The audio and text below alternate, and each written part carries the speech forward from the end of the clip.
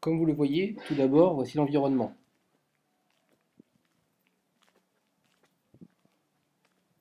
C'est un quartier calme,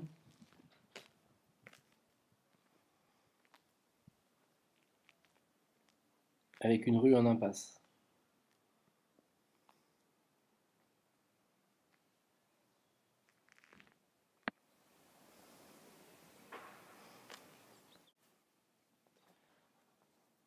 Vous avez le garage, qui a été fermé par une porte en bois facilement enlevable, au sol un lino,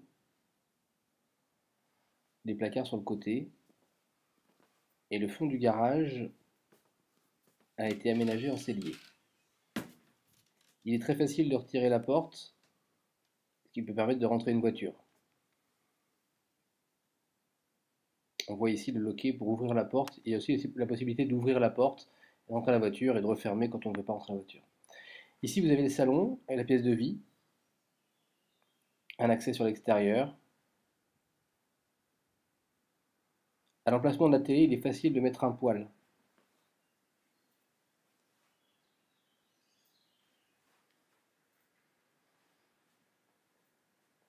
Voici la cuisine, qui n'est pas vraiment équipée, puisque le seul aménagement est le meuble sous évier, avec le petit bar que vous venez de voir.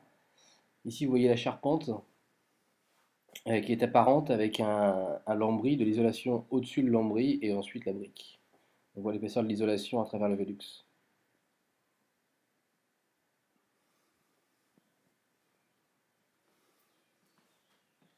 Un accès sur l'extérieur, un jardin calme et aménagé.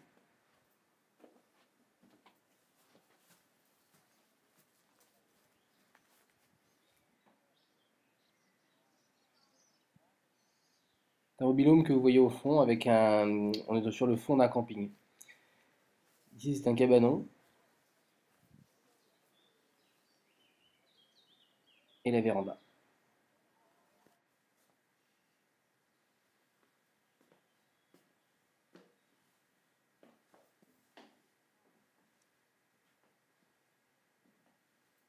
Sur les deux côtés, vous avez des portes qui s'ouvrent, des baies coulissantes sur les deux côtés de la véranda, et vous avez aussi sur la façade de la véranda une fenêtre qui s'ouvre des deux côtés.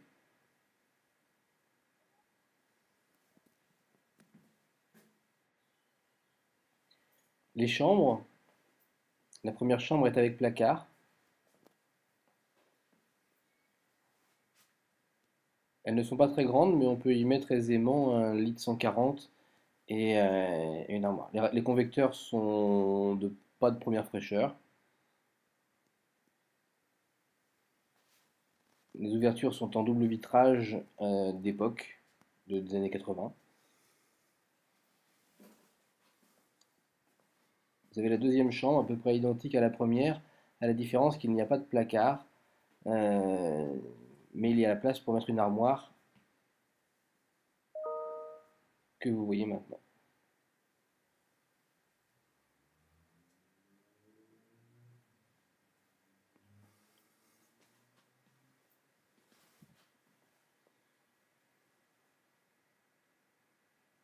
La salle d'eau, avec une douche faïencée et un lavabo sur pied. La robinetterie est d'époque, mais en bon état,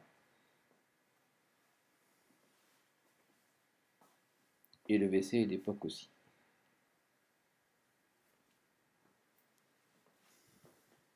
Vous avez au-dessus du WC une partie aménagée pour euh, les rangements. Le jardin fait 319 mètres carrés et la maison est en limite de propriété d'un côté mais n'est pas mitoyenne. Et la limite est faite par le garage.